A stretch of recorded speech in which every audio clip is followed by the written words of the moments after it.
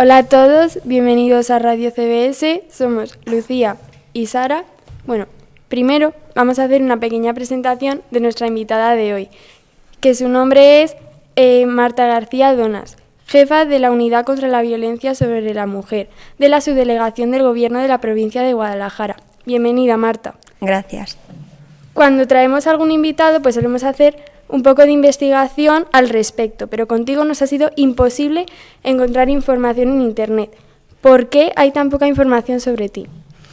Bueno, pues de mí hay poca información porque el mundo del que vengo es la docencia, yo soy maestra y bueno, pues como no soy un personaje, digamos, público, político, no tengo un cargo político como tal, pues paso desapercibida. Entonces ahora, donde estoy sí que es pues eso, un puesto un poco más visible y bueno, pues mi nombre sí que es verdad que no sale en ningún sitio, pero bueno, represento pues eso, lo que has dicho, la jefa de unidad de violencia contra la mujer en la subdelegación del gobierno y es por eso por lo que no vais a encontrar, a no ser que haya alguna publicación en algún periódico de alguna actividad que se ha hecho donde hemos asistido la subdelegada del gobierno y yo, no vais a encontrar información.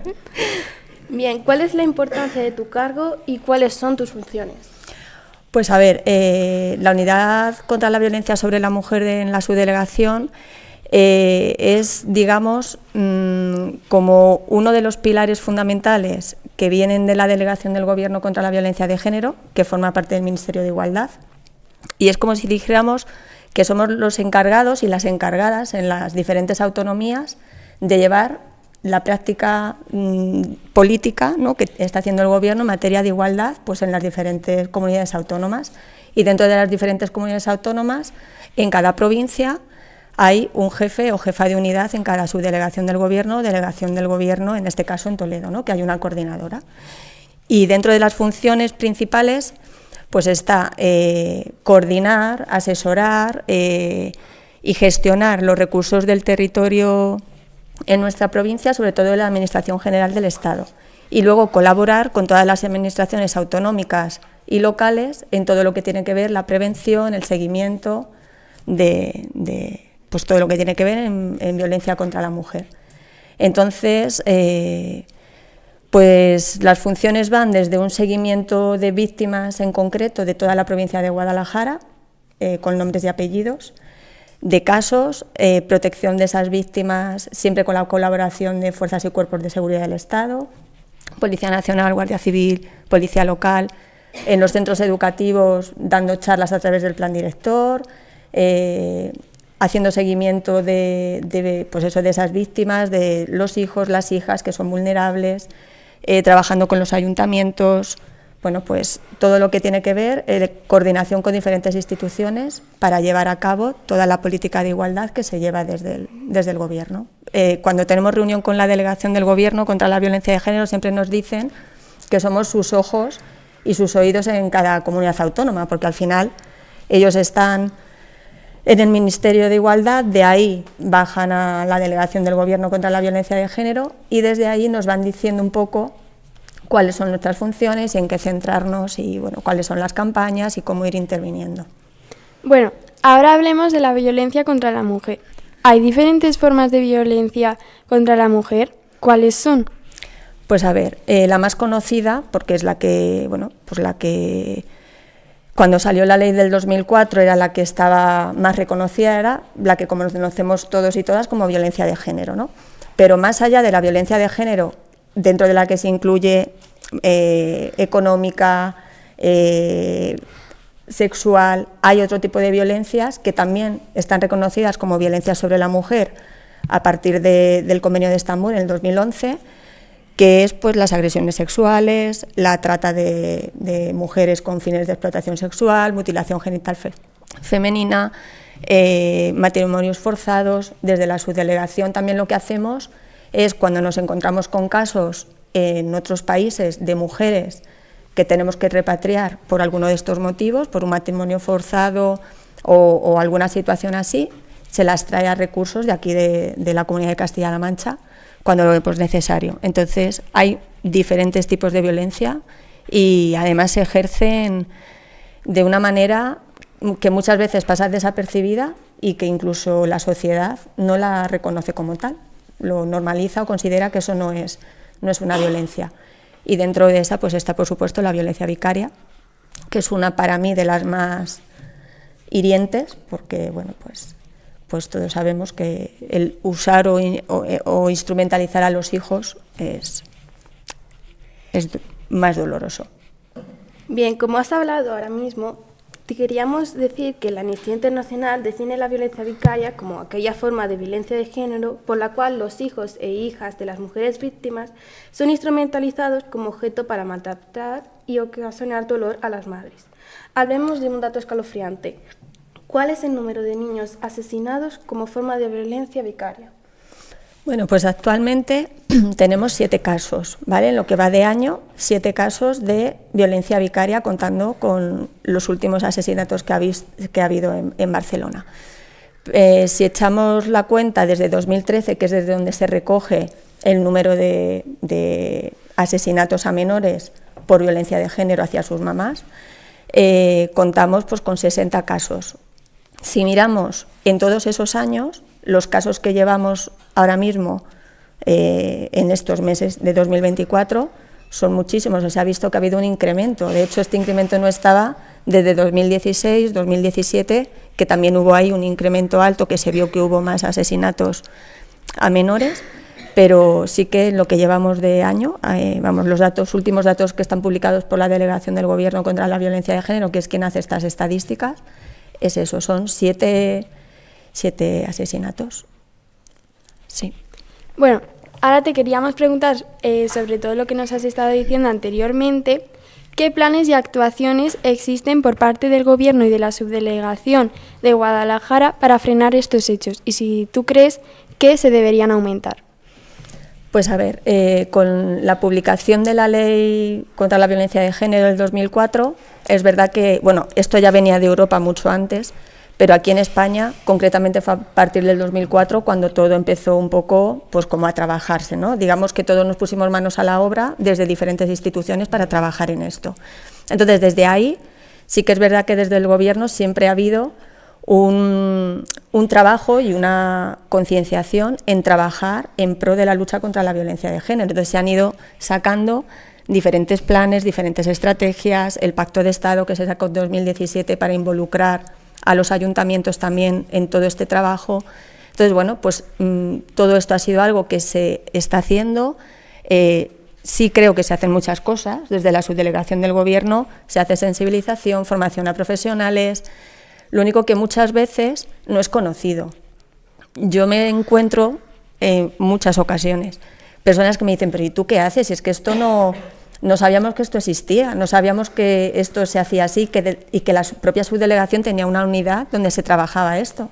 Entonces, bueno, pues todas las políticas que hace el Gobierno las traemos, lo que es decir, pues eso, a nuestra provincia, mis compañeras al resto de provincias, y trabajamos sobre todo en esos pilares fundamentales que marca el Convenio de Estambul, ya en el 2011 lo decía, sobre prevención, protección a las víctimas, poner medidas judiciales para los agresores. Entonces sí se están haciendo cosas, pero como en todo, pues los recursos a veces son limitados. Claro. Nos gustaría que nos explicaras qué es el sistema Biogen y de cuántas personas en Guadalajara depende su seguridad mediante este sistema.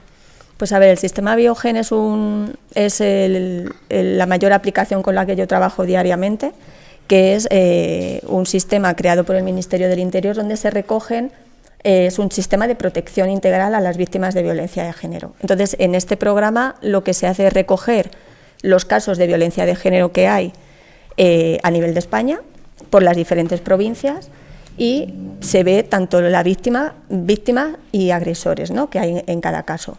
Y ahí se lleva el seguimiento por parte de todas las personas que forman parte de esa protección: Policía Nacional, Guardia Civil, Policía Local, juzgados, centros penitenciarios. Y en mi caso, pues yo soy un poco la que entro dentro de ese programa para ver y hacer un seguimiento de las víctimas de nuestra provincia que están en mayor riesgo o tienen menores en riesgo, menores con vulnerabilidad.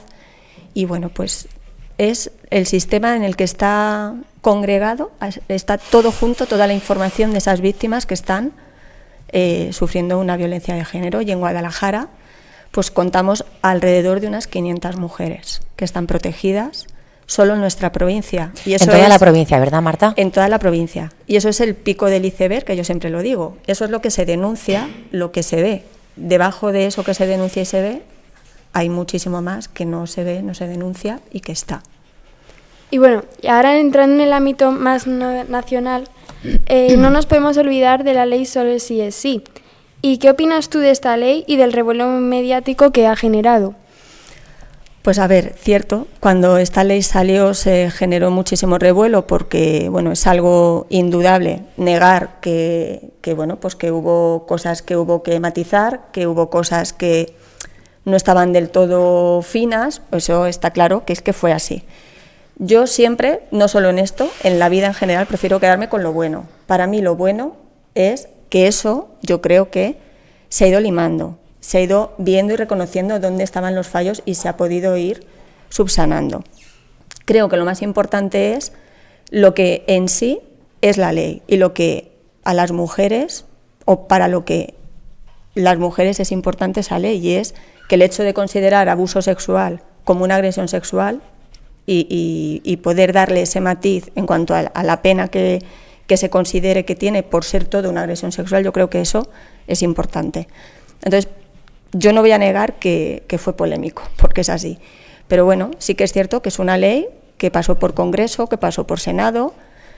Entonces, ahí hubo mucha gente que dijo que esa ley valía. Entonces, bueno, pues tenemos lo que tenemos ahora y hay que seguir para adelante. Y tú, como persona que lucha diariamente contra la violencia de género, ¿crees que habría que depurar las responsabilidades respecto a quién creó o autorizó esta ley? Pues mira, es un poco lo que os he dicho. Es que realmente, ¿quién creó esta ley? Pues el Consejo de Ministros vio un anteproyecto, vio un proyecto de ley, dijo que sí, luego se llevó al Congreso, se votó que sí, con 210 votos, aunque hubo votos en contra, por supuesto, pero realmente salió por mayoría.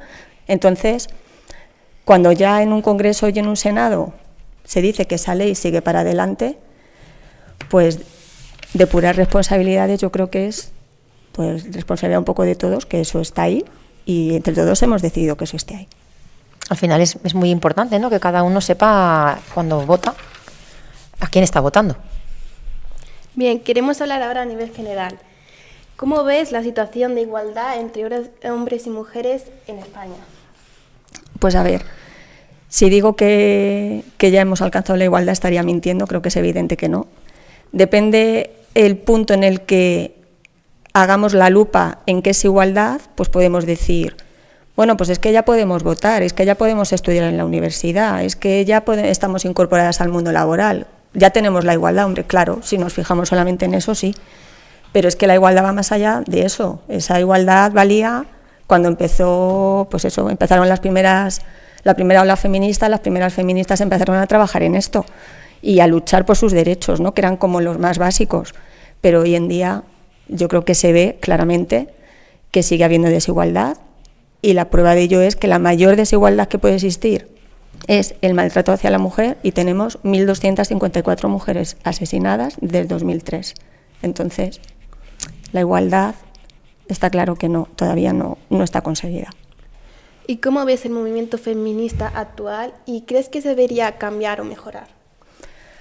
Pues a ver, esto va muy hilado a lo que os he dicho antes. Depende el momento histórico en el que nos encontremos, pues vamos a ver el movimiento feminista, o yo lo percibo así, de una manera o de otra. Yo creo que antes los motivos o lo que movía a las mujeres para luchar y ese movimiento feminista que inició eran diferentes motivos a los que tenemos ahora. Y ahora hay mucha más variedad de opiniones, de criterios, es como un abanico mucho más abierto. Entonces, dependiendo lo que cada uno considere por feminismo, en qué lado se posicione, puede haber un feminismo, porque lo estamos viendo, pues es que hablan del feminismo radical, hablan del feminismo social, hay diferentes tipos de feminismo. Yo creo que lo que no hay que perder es la perspectiva y la esencia, de dónde estamos y que tenemos que estar unidas y también unidos, porque yo opino que siempre tenemos que ir de la mano de los hombres para cambiar esto, porque si no vamos de la mano de los hombres, no se va a cambiar. Nosotras somos las que tenemos que estar ahí, pero ellos tienen que estar y les tenemos que dar su lugar. Entonces, y ellos tendrían que exigirlo.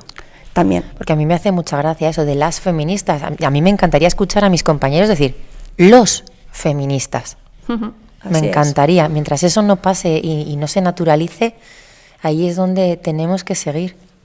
Pico y pala, pico y pala. Yo siempre digo que, bueno, pues que esto también, sobre todo en la adolescencia, es como que se les ha dicho, no podéis ser de esta determinada manera, pero creo que no se les ha dicho, sí tenéis que ser de esta. O sea, hay que dar alternativas. Cuando tú dices no a algo, tienes que dar una alternativa o varias alternativas al sí. Entonces, bueno, yo creo que tiene que ir de la mano. Es que yo no veo otra forma. Bueno, nosotros en Aloe Vera contamos desgraciadamente con un caso que ha sido resuelto muy recientemente. Bueno, ya no tan recientemente. Como te íbamos a haber entrevistado en noviembre, sí, esta sentencia claro, salió... Sí, cierto. Pero bueno, retomamos la pregunta. Y entonces nos gustaría preguntarte sobre él. El acusado de matar a su mujer a puñaladas en 2021 fue declarado culpable el pasado 24 de octubre y en su sentencia pone lo siguiente. Tras una discusión de la pareja en la que él propinó 10 puñaladas, todo ello sin que haya aparecido ninguna atenuante de arrebato ni de confesión, pero tampoco el agravante de violencia de género. Y de una forma más personal, Marta, ¿cómo te afecta toda la información y casos horribles con los que trabajas a diario? Vamos despacito, porque lo que te ha leído Sara nos ha rechinado mucho esa postilla de pero tampoco el agravante de violencia de género. Pues sí, es un caso de violencia de género, es un señor que cose a puñaladas a su mujer, que además, no sé si sabéis, pasó en Aloe Vera.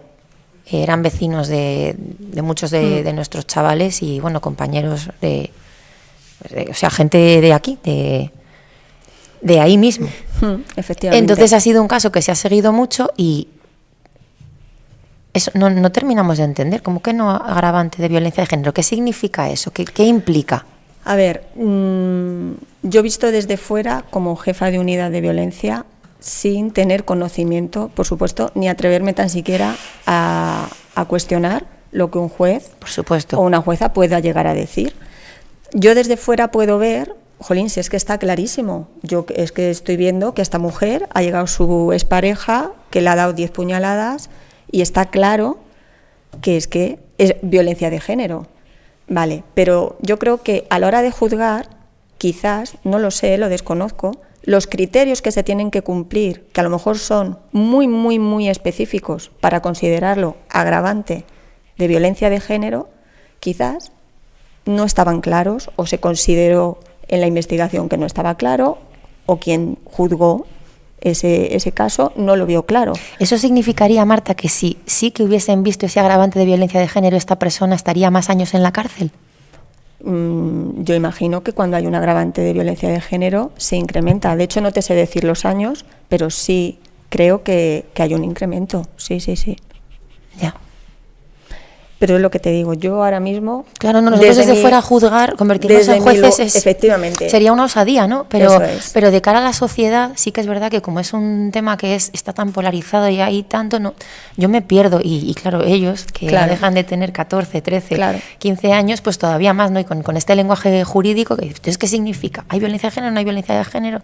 Claro. Por eso, el hacerte la pregunta e intentar que tú nos ayudases a poner un poquito de luz. A ver, yo es verdad que diariamente estoy con casos de violencia de género, diariamente. Y hay muchas cosas que yo, a mi juicio, que al final no dejo de ser alguien que ignora totalmente la legislación, cómo se juzga y no tomo esas decisiones. Yo muchas veces digo, madre mía, esto, si yo, jolín, lo veo clarísimo. Pero claro, yo lo veo clarísimo desde mi postura, sin ser un juez, una jueza, una fiscal, un fiscal, sin saber realmente y tener, por supuesto, ni los estudios ni el conocimiento que tienen ellos y ellas. Entonces, ahí realmente yo no me atrevo a decir nada, porque eso... Ya. No nos compete. No nos compete, efectivamente. Sara, recuérdale la otra pregunta. Y también pues te queríamos decir que a ti cómo te afecta toda esta información porque trabajas con un montón de casos de estos diariamente. Pues a ver, cuando yo llegué a la unidad, siempre lo digo, me costó un montón, porque claro, yo vengo del mundo de la docencia, además de que se me presupone es así, soy sensible, empática, bueno, pues... Entonces, claro, el hecho de estar trabajando diariamente con este tipo de información, con casos reales, con mujeres reales, con sus hijos, con sus hijas, pues diariamente lees y ves mucha información que es inevitable que no te afecte. O sea, como yo digo muchas veces, yo hay casos en concreto que se me quedan pegados y se me quedan pegados el fin de semana, si es Navidad, cuando es Navidad, porque son casos muy impactantes y siempre se te queda la cosa de se estará haciendo lo suficiente, habré llamado a quien tengo que llamar, habré puesto demasiado empeño en esto o no. Entonces siempre se te queda la cosa de habré hecho lo suficiente, podrá pasar algo, no podrá pasar. Pero es verdad que llega un momento en el que tienes que relativizar un poco, porque si no te afecta a tu trabajo diario, a lo que tienes que ir haciendo en las decisiones que tomas. Entonces he ido acostumbrándome, pero no puedo decir que no me afecte, porque mentiría. O sea, me afecta y me afecta bastante. Sí. ¿Cómo te sientes, Marta, cuando tú en el sistema Biogen tienes a X mujeres y de repente te enteras de que una de ellas ha sido asesinada? Si eres capaz de poner palabras a esa sensación, porque a lo mejor pues no puedes. Ver, no me ha pasado, o sea, desde que estoy en el puesto no me ha pasado, porque la última mujer asesinada fue efectivamente Nicoleta, aquí en Alovera, y yo no estaba, estaba mi compañero. Entonces no he vivido esa situación de decirme una de las mujeres que están en Guadalajara ha sido asesinada. Me gustaría decirte que no quiero experimentar eso, porque sé que es duro, puede ser muy duro, y al final pues tienes que manejar información dura. Desde la unidad de violencia, cuando hay un asesinato, tenemos que poner en conocimiento a la delegación del Gobierno contra la violencia de género, porque la ministra tiene que estar al tanto. Entonces, cuando se produce un asesinato, hay que recabar información, hacer informes, y bueno, no lo he vivido, pero imagino que tiene que ser duro. Pero lo que sí que has vivido es que te suene el busca un sábado por la noche. Sí, bueno, el móvil sí que es verdad que está, como digo yo, 24 horas. No porque nadie me obligue de, pues es que tienes que estar 24 horas, pero creo que ya por responsabilidad moral tienes que estar. Es decir, ¿qué le lleva a una maestra? Aquí todos somos maestros y profes. ¿Qué le lleva a una maestra a dar ese salto y trabajar en este puesto, Marta? Creo que la sensación de querer ayudar.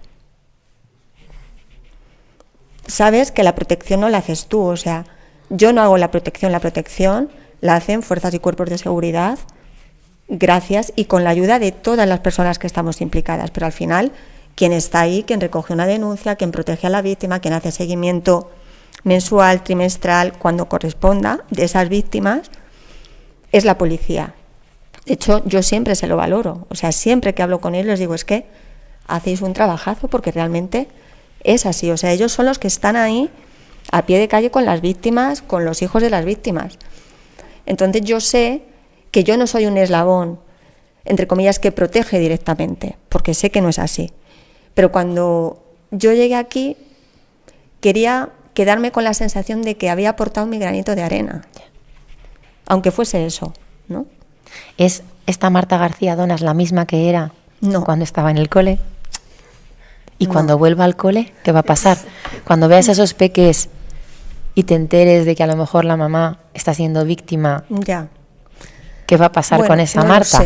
Porque los profes nos rompemos muchas veces. Esto estáis aquí delante de muchos. ¿Cuántas veces nos enteráis del caso de un alumno que está pasando una situación dramática en casa y dices, ¿y ahora cómo me enfrento yo a este crío? ¿Cómo lo hago? Pues yo me imagino que si has sido Marta García Donas y has estado en contacto con toda esa información, ostras, yo no sé si yo sería capaz de volver a un aula y mirarles. No lo sé. Quizá en ese momento pienso así ahora. Al tener conocimiento, pues diría, bueno, pues ahora voy a colaborar de esta manera o de otra. Voy a intentar, de alguna forma, a ver cómo podemos, ¿no?, hacer que esta mamá pueda llegar a denunciar o no. O sea, a lo mejor conociendo desde dentro ya cómo funcionan las cosas. Te va a hacer Sara ahora una pregunta, o es Lucía. Lucía te va a hacer una pregunta relacionada con esto. Sabes que esto es una radio de instituto, ¿no? ¿Crees que los centros se tendrían que hacer alguna modificación, alguna labor por...? Yo creo que además de la familia, el cambio es educacional. Es educacional porque, quiero decir, los estereotipos de género, la forma en la que entendemos la igualdad, la forma en la que nos comportamos, eso es educacional también. Entonces, los centros educativos no solo estamos para dar lengua, matemáticas, música, educación física, quiero decir, estamos para formar ciudadanos, no solo puede recaer eso en la familia. Entonces, no es que haya que mejorar, es que es algo que debería de estar en la vida del centro, en diferentes sitios, en diferentes partes, en las materias que se den, en el propio profesorado, porque, bueno, pues yo entiendo y puedo entender, ¿no?, aunque sea un poco difícil de explicar, que cada uno tengamos nuestro pensamiento, nuestra ideología y nuestra forma de entender lo que es la violencia de género o no, y bueno, pues es respetable. Pero no podemos influir cuando una ley te está diciendo que eso tienes que hacerlo, que los chavales y las chavalas de los centros educativos tienen derecho a conocer y a trabajar lo que es la igualdad, lo que es el maltrato, lo que es no consentir que te traten mal. Entonces, creo que es algo a lo que yo sé que se hace, porque lo sé, o sea, yo vengo del mundo de la docencia y sé que se hace, o sea, lo sé, pero hay que hacerlo de una manera más viva, más inclusiva, que esté más presente, y sobre todo en la adolescencia, que es una etapa donde, pues eso, donde se están desarrollando, donde desarrollan el sentido crítico. No verlo como algo teórico, como vamos a presentarlo como un curso, algo teórico, sino algo que les llegue realmente a la emoción. Al final aprenden con la emoción, y en la adolescencia lo que sienten es súper importante, entonces trabajarlo por ahí. ¿Estamos en el buen camino? Sí. Yo, de verdad, mira, no solo las cosas que se hacen desde subdelegación, que son muchas, de verdad que sí que son muchas. Yo que estoy en contacto con diferentes instituciones, con ayuntamientos, hago reuniones con ayuntamientos para ver, ¿no?, el seguimiento de víctimas de violencia en su municipio. Estoy en contacto con otros organismos. Yo realmente creo que se están haciendo muchas cosas, de verdad creo que sí, pero también creo que se necesita tiempo para cambiar patrones, para cambiar mentalidades, y eso no lo podemos evitar. O sea, no podemos pretender querer cambiar todo en 2 años, 3 años, ni 10 años, o sea, es que se necesita tiempo. Bueno, pues muchas gracias por haber venido. Y gracias a vosotras. Muchas gracias, Marta. Gracias. Enhorabuena por lo que haces. Gracias.